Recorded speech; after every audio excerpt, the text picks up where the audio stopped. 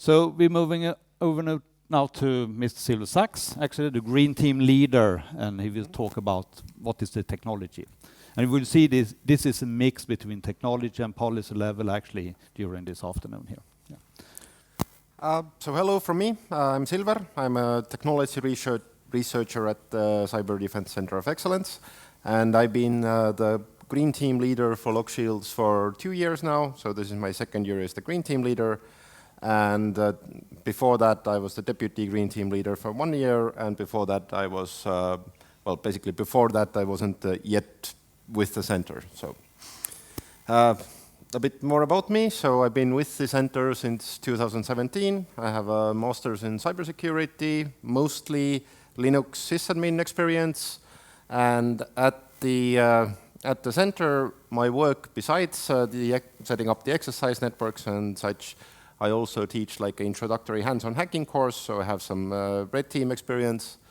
And most of my research part, like as Mike said, we do research, training, and exercise, so my research focuses on network and infrastructure architecture. So what is the green team for lock shields? So the green team is the team that is responsible for technically setting up everything in a network. So it's about 100 people. It's about 100 people in the green team, and it's mostly developers, sysadmins, but also a lot of members from the red team during the preparation are actually a part of the green team because they are either they are helping us prepare the systems or they're helping us make the systems broken in some way. So the way the game starts for the blue team is that they are handed over a network. It has like a lot of services that are all running, mostly working, so they should be working at the start of the game. But at the same time, all of the systems have like several backdoors put there by the red team. So they have a really giant task to try to defend these systems. So the green team is the 100 people. They are the core green team is from the center. So let's say myself and a few more people are the ones that like do the final deployment of all of the systems once the developers have figured everything out. But the other people, basically, the green team is open to almost everyone. So if you're a technical guy and you have some system that you want to put into lock shields, and you are not from some nation that is at war with NATO or like hostile to NATO, then you can come talk to me and we can probably figure something out. And this is especially important with our industry partners, like you will see with the special systems I will show you. So there has been like industry support for lock shields that have set up systems that are really interesting for the blue team to play with. On average, it's about 3 weeks of commitment per person in the green team. So 2 of those weeks are the actual exercise and the test run, and the other week is setting up the system. But of course, this depends heavily on the system. So if you're setting up a power grid, that's completely different than setting up a web application. So there's probably more work there. So what do we actually run this thing on? So it's altogether, it's about 4,000. Last year, it was about 4,500 virtual machines in total that was running for the exercise. So we had 24 teams. Each team had 150 virtual machines, and then there was a bunch of like supporting infrastructure, so DNS servers, all of the green team services, routers, so on. So this everything runs on basically this data center called CR14, which is the cyber range operated by the Estonian Defense Forces. So this, I will come back to this, and it's actually not that much hardware. So it's about 60 blade servers, 1,400 CPUs, 20 terabytes of RAM. So it's like, as far as data centers go, it's actually not that big. But as far as cyber exercises go, it is probably the biggest in the world, or at least close to it. So the cyber range is operated by the Estonian Defense Forces. So the center is just using it for lock shields, but at the same time, like the cyber range has been set up with lock shields in mind. They also don't have like a very large team running things there. It's about 5 people that are actually in charge of keeping the data center up and running. And they are working very closely with us for the lock shields. And the cyber range in Tallinn, it's part of like this NATO cyber range capability. So NATO cyber range is the way NATO can do exercises and trainings in a safe environment for cyber stuff. So it also hosts other exercises like cyber collision and various smaller stuff. So what does the green team development process look like? It's first, it starts, of course, with all of the brainstorming, planning that Mike already talked about. But the technical route is this. So first we set up the core network, DNS, DHCP, and basically make sure that developers can start doing their job. So first we have one reference network where everything is set up, and then we clone this network out to 24 teams. So the cloning can be a bit tricky because I will come to the network now. So the cloning can be a bit tricky because it is not just one-to-one clone of the reference network, because we change the IP addresses, we change the main name, certificates, so on. So every team has their unique instance of the network, and the whole LogShields network is a nice, happy, single-routed network. So like Blue Team 1 can access like public services from Blue Team 2, Blue Team 3, and so on if they wish. So each team is given their own autonomous system numbers, IP ranges, domains, also wildcard certificates if they want to use them. It's about 20 networks per team, so some of those are like point-to-point links, but around that. They are given full traffic mirror from all of the networks. So this is supposed to be an exercise for training the defenders. And like the best way to have visibility into your network is just to log and monitor everything. So we provide them with a traffic mirror, and they can use their own tools to do whatever they want with this. So however they choose to monitor this. So good way is Moloch, but I'm not giving any hints. The network layout is mostly done by virtual routers. So it's like we don't. Like they have their own routers and firewalls to play with as well, in addition to just the services running on the network. And this is done exactly so that the red team can also do like some network-based attacks in addition to just hacking into the services and doing something with those. Yep, so some technical details. So the backend virtual switching is changing a bit, but that's not really important. But teams connect in via VPN. So basically, they have two ways to connect in. Either we send them like this small VPN box router, like it's a small home router. It doesn't actually need to be very powerful to be able to support like 100 people playing in the blue team. And then they get basically put into their team network. And if they mess up their team's network routing in some way, then they won't actually be able to manage their systems themselves as well. So they have to be a bit careful. They do have like a backdoor access to vCenter console, so they can actually access the like physical VM consoles but that should be a last resort.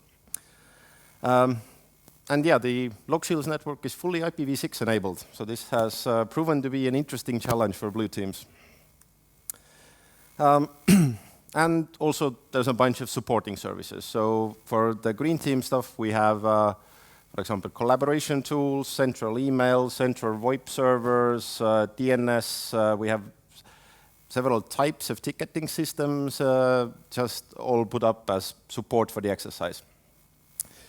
But let's look more closely now to the actual blue team network. So this is what the network looked like last year for a single blue team. I will need this. So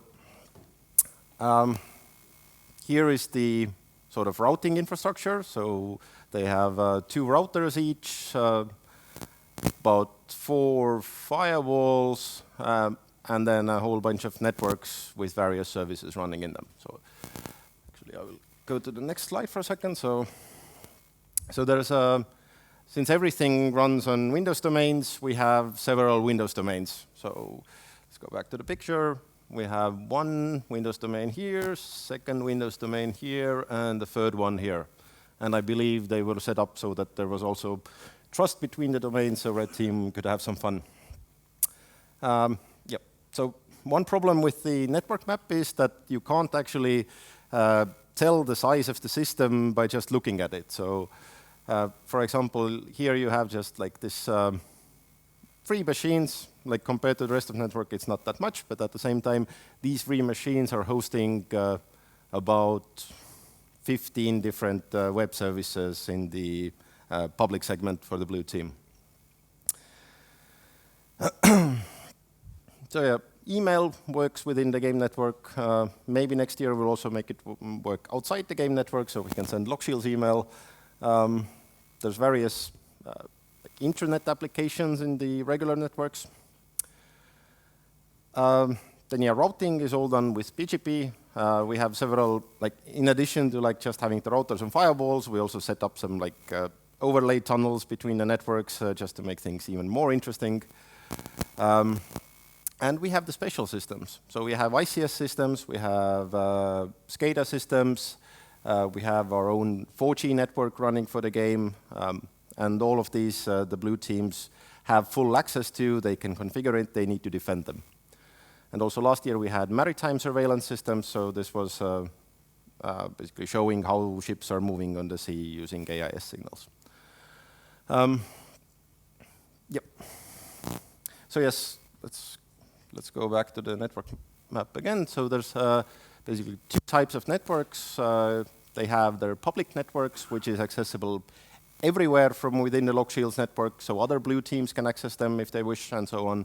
And they have their private networks, which basically don't leave past these routers here. So these are just for them. But then again, as I said, we are fully IPv6 enabled, so all of the systems do have public IPv6 addresses still. But since this is an ICS security conference, let's first look at the ICS systems that we had last year. So this is the SCADA picture from the power grid that we simulated for the exercise. So this is like, compared to a real power grid, it's simplified a lot, obviously, since the players in the, usually the LogShields blue teams don't have actual power grid operators in the blue teams. But they might, so it's not impossible. But still, we try to simplify them so that all teams have at least some idea what's going on. So here you can see we have this power coming from water, like hydro generator power plant. It's going to 2 bus bars, and there's a bunch of circuit breakers, switches, and it's powering lights on some buildings and some streets. There's also this also shows like the grid frequency here, and there's connections to other teams. So this was something we introduced last year, that if your ICS system is messed up and you have no way to fix it, but you want to get the lights up in your city, then you can ask your neighbors nicely and they might provide power to you. So this is, since we are NATO, we try to promote cooperation between people. That was one way we tried to do it. And in the real world, it looked like this. So there's a RTU for each blue team, and they are set up in this sort of a grid pattern. And next to the RTU, there's these street lights and buildings. And if the red team attack is successful, they basically try to turn off the lights on the streets and the buildings. So very simply put. And there's also a small screen next to each team's RTU that shows various information. So this depends on the scenario. So last year it showed the blue team number, of course, but it also showed like the total power usage. This was, of course, fully simulated. So it would not, well, actually the LEDs were using a bit of power. I think we used that to we used that to run the displays as well. And then there's like some cooling system somewhere, which is if it's not getting power, the temperature will go up. And if the temperature gets too high, then explosions happen. Because we like to have explosions. Every year at LogShields, we have, if the ICS system is successfully attacked by the red team, like really badly, then it blows up. So these are these sort of firecrackers for the professional fireworks. So you just put some electricity in there and it blows up. But yeah, this is so this is in addition to the RTUs you saw on the last picture. We also have this like huge PLC matrix. So this is one PLC for each team, and this we have repurposed for several systems during the course of Lock Shields. So last year, these PLCs were pretending to be a power plant. A few years ago, they were pretending to be an airfield. So basically, this is this sort of matrix we can use for whatever ICS system we want to build. Just replace with a new SCADA picture, and there you go. So yeah, some more stuff about the Siemens system. So this was all built by the Siemens guys mostly. So the circuit breakers, we are going to have the real circuit breakers for next year. Previously, these were simulated in software. Now we're going to use the real thing. So we have you guys probably know the protocol numbers better than I do, and I think Sandra will also talk a bit about how they did the protocol attacks, maybe, I don't know. But there's the IAD 104, that's basically the communication protocol between the SCADA and the RTUs. And let's go back to the network map. So the SCADA is in a separate network from the power substation. So it's like actually routed through several firewalls and routers, this IAD 104 traffic to the SCADA stuff. So it's Siemens Spectrum power that's used for that SCADA.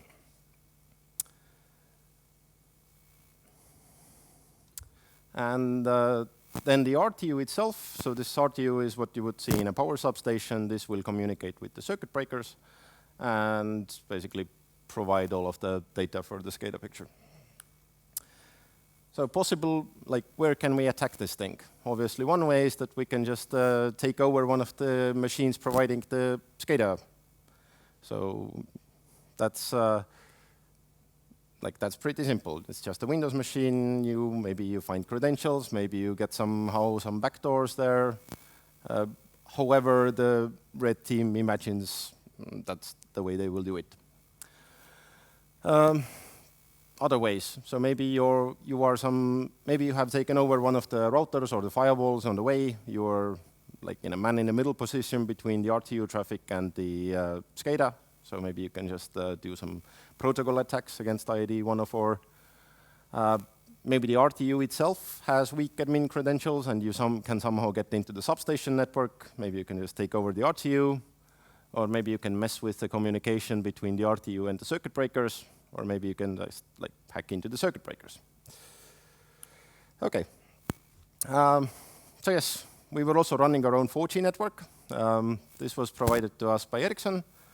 And we had a single radio network. So we had a single radio network, but each team was running their own portion of the enhanced packet core. So we were like the fourth mobile network provider in Estonia during Lock Shields. So this is LS18 because LS18 was the first year we had this system in the game. And fun fact, during Lock Shields we are the only 4G provider in Estonia that has full IPv6 support. So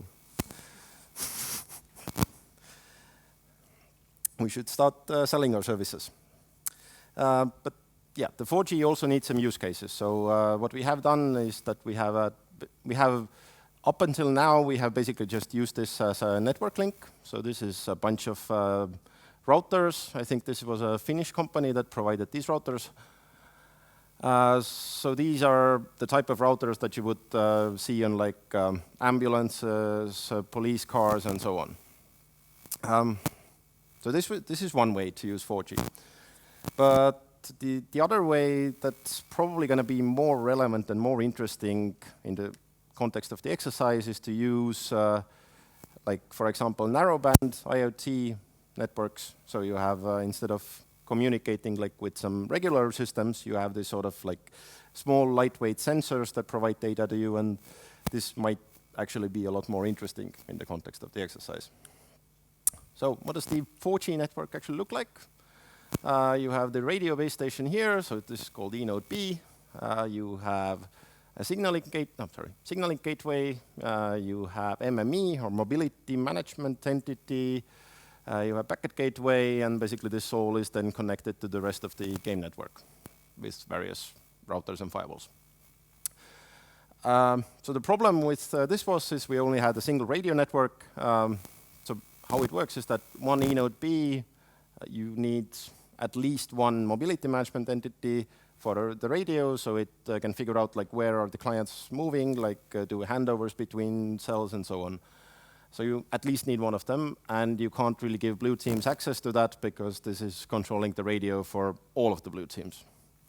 And the same thing with the signaling gateway is that you can't, if you're having a single radio, you can't give them all access to the signaling gateway either.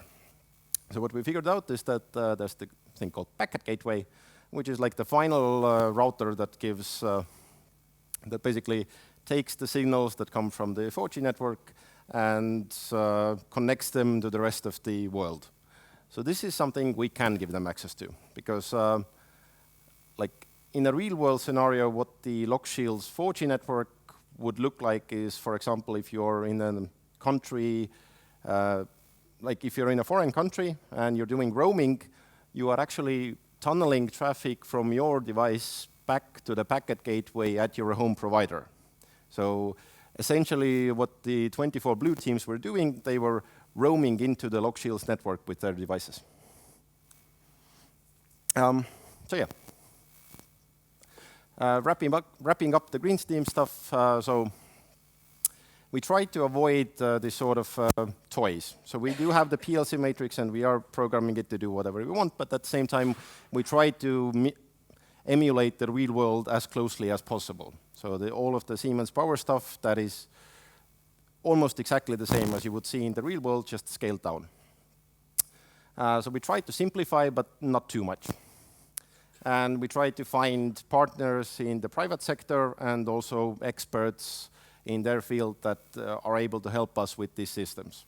So because if someone comes to me and tells me that, hey, we need a banking system for LockShields next year, I'm going to be like, yeah, okay, let's find some banking guy then, because I don't know anything about banking systems and I don't want to build something that makes no sense. So we try to find industry partners where there's a win-win relationship. For example, some industry partner that either wants to display that, hey, our products are, they're like we take security seriously and we help with LockShields, or at the same time, for example, if your main target audience is the military, then we have like a lot of military people that come there and check out LockShields. And yeah, we try to balance between having nice displays for these visitors and having some real learning benefit for the blue teams. So where we are going in the future, so we're already tried to get 5G networks this year. Turns out 5G isn't ready yet, so we didn't. But private 5G deployments for the massive machine type communication, so this will be something very relevant because these will probably be used a lot in factories, power plants, even military deployments. So this is something we will definitely try to include as soon as possible. So yeah, internal networks also, they're getting boring. So all of the data, all of the intelligence in the networks is moving away from internal networks. So we have to, since we try to replicate the real world, we also have to replicate that somehow. So there's probably going to be LockShield's cloud at some point. At the same time, there's a bunch of legacy systems that are never going to go away. So we still put them in a network. So you haven't seen the Lotus Notes for 20 years. Well, come to LockShields, you might see it. And the red team tries to replicate basically attacks they have seen in the real world. So real world threat actors, what have they been doing? So like last year we had cryptoware for the first time, so you could pay points to unlock your systems. So yeah, basically we try to include stuff that we see in the real world. And we also, since we are NATO, we try to promote collaboration between teams. So one way of doing that is with rules, the white team. But we also try to have some technical ways they can work together better. So For next year, we already have a plan for that, but I can't reveal it because there's blue team sitting there. And with that, I will hand back over to Thomas. Thank you, Silver. Great. So we are a little bit ahead of schedule, actually. First of all, do you have any questions?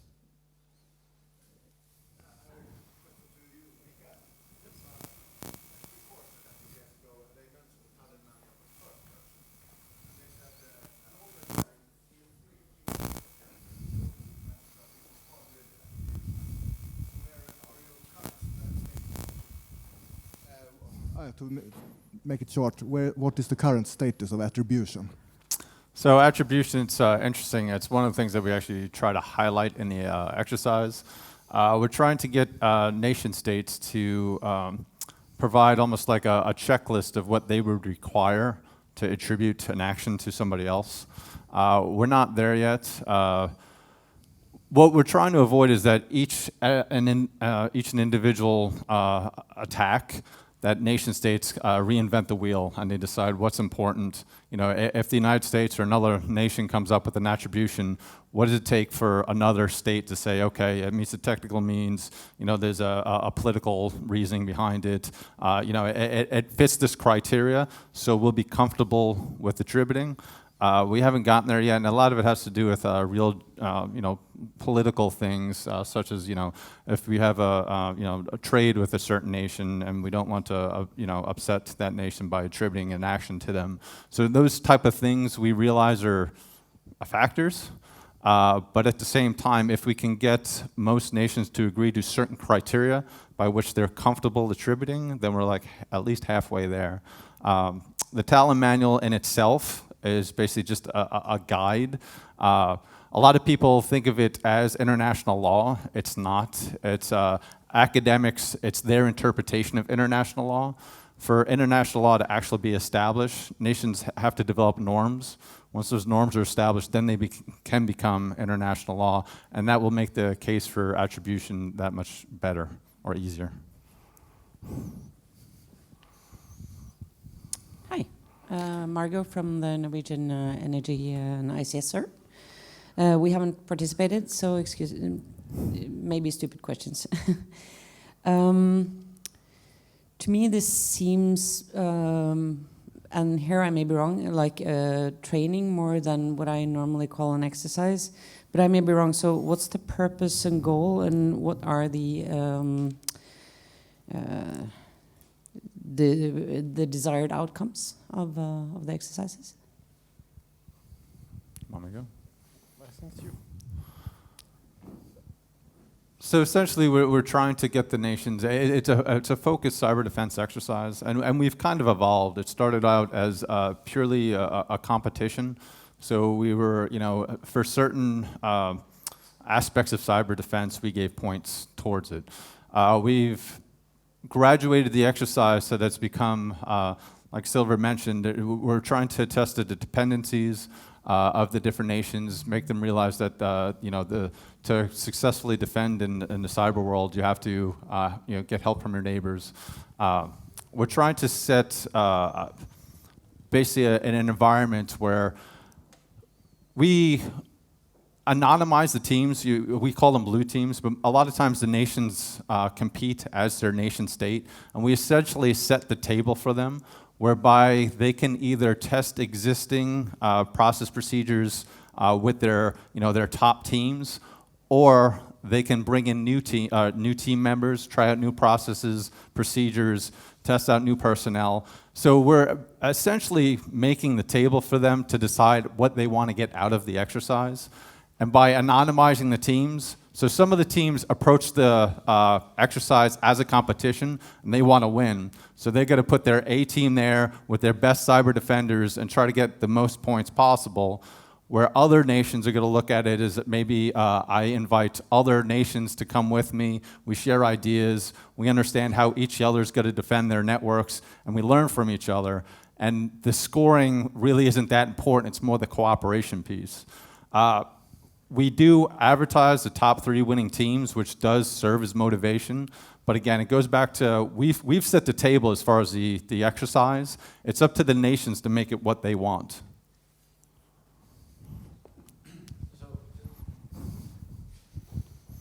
Yeah, just the reason I asked was because if it was thought that this would have any implications in real incident response across borders, there's an administrative layer that's almost impenetrable. I will answer a bit about that as well. So one of the things that I think the blue team will probably agree with is that one of the things that all of the teams learn, no matter what their individual goals are, they all learn how to cooperate, how to communicate under stress. So this is this sort of overarching thing that all of the blue teams will learn, and and they have gotten a lot better at them during the years. Within HT, yes. Also, we also have joint teams, so several nations joining together to form one team. So this has led to some interesting communication experiments. Any other questions? We're a little bit ahead of the schedule. I suggest actually we take a 10 minutes short break to stretch your legs, get some water, and 2:15 actually starting up with Sandra actually talking about the red team according to the schedule. Please come back.